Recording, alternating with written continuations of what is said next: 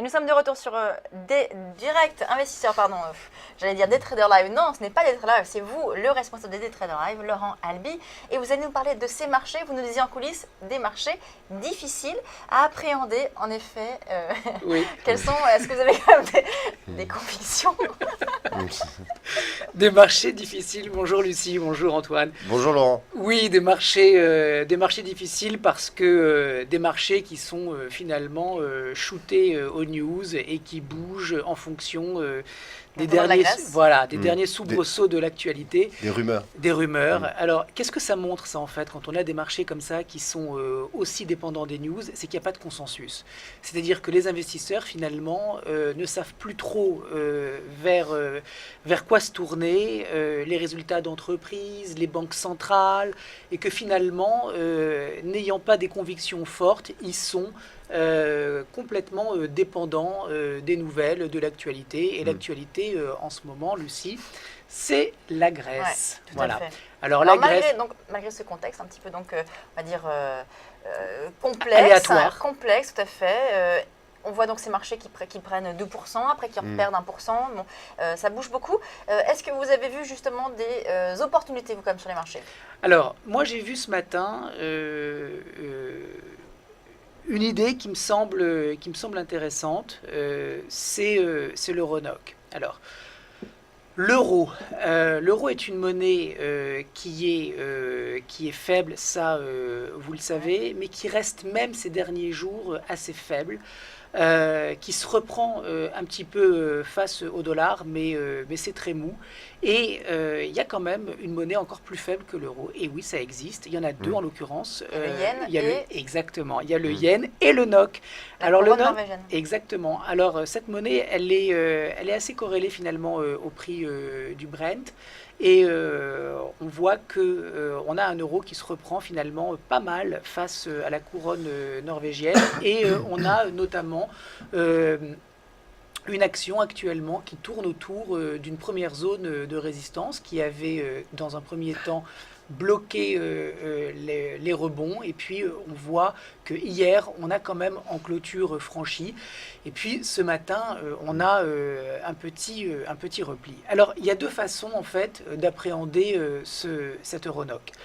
La première, c'est de se dire, on fait un petit repli. Si en revanche, on repart à la hausse, on va jouer donc l'accélération qui a commencé il y a 3 jours et on rentre dans le marché. Ça veut dire que globalement, on rentre à 8,57,80. C'est un petit peu au-dessus de la mèche, de la bougie de ce jour.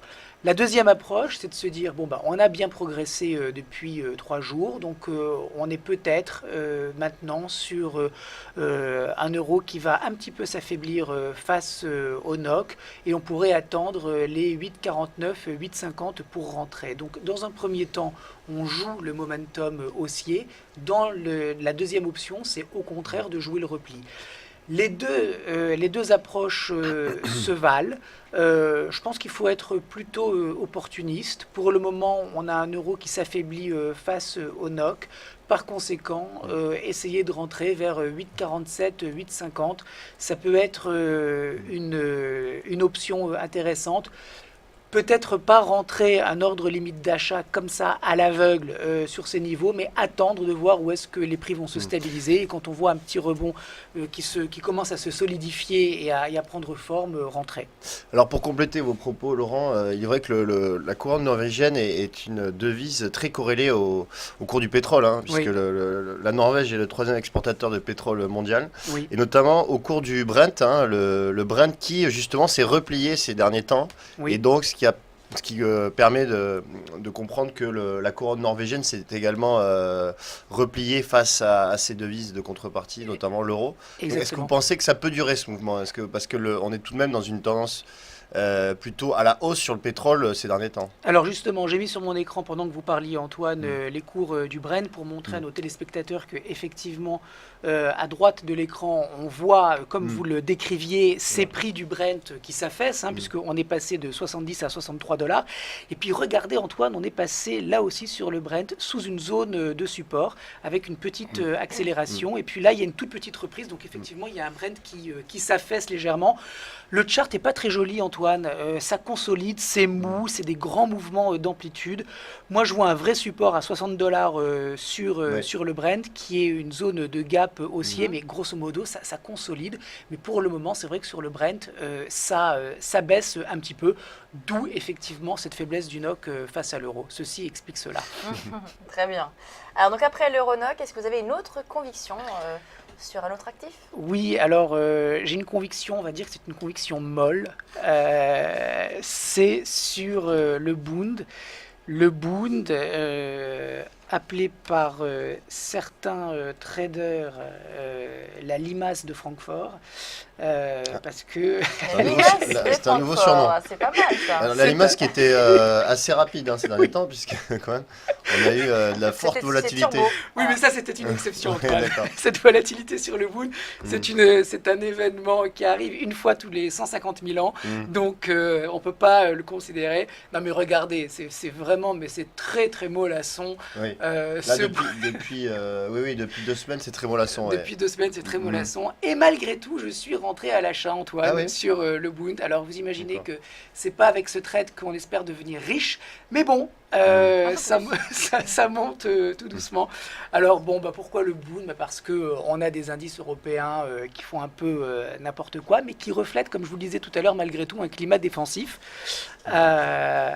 Et dans ce climat défensif, eh ben, on a des opérateurs qui se dirigent tout naturellement vers le Bund. D'où cette ouverture de position à l'achat. Alors, sur le Bund, j'ai payé 155,10. On est à 155,18. Donc, vous voyez, c'est tout près des prix actuels. Vous voyez qu'il y a une zone de résistance qui est en train de devenir, mais alors tout timidement, puis c'est pas clair du tout, une zone de support. Moi, j'en ai profité malgré tout pour mettre un stop à 154,60. Vous voyez, c'est par ici. C'est sous les mèches, vous voyez, ici, où on a tenté de s'affranchir de cette zone de résistance. Bon, ça monte tout doucement. C'est pas l'idée du siècle, j'en conviens, mais les idées du siècle en ce moment, c'est très très difficile de les trouver. On a des marchés qui tournoient un petit peu dans le vide et qui font beaucoup de volatilité en intraday pour pas grand-chose. Donc j'ai trouvé que le Bund, c'était finalement pas Une mal. bonne idée. Oui, puisque D'accord. bon, ça monte, mais... Vos niveaux? Alors, mes niveaux, j'ai payé déjà 155,10, on est à 155,19, donc vous voyez, on est encore très près de notre prix d'intervention, c'est pas trop tard. Je mets un stop à 154,60 et puis je vise 157,60, c'est-à-dire par ici. Voilà. Très bien. Parfait, merci beaucoup Laurent Albi. Donc même dans un marché comme ça, complexe, difficile, toujours très volatile, eh bien vous trouvez toujours des opportunités de trade et on vous en remercie. Merci Lucie, merci Antoine. On passe à la suite de Direct Investisseur.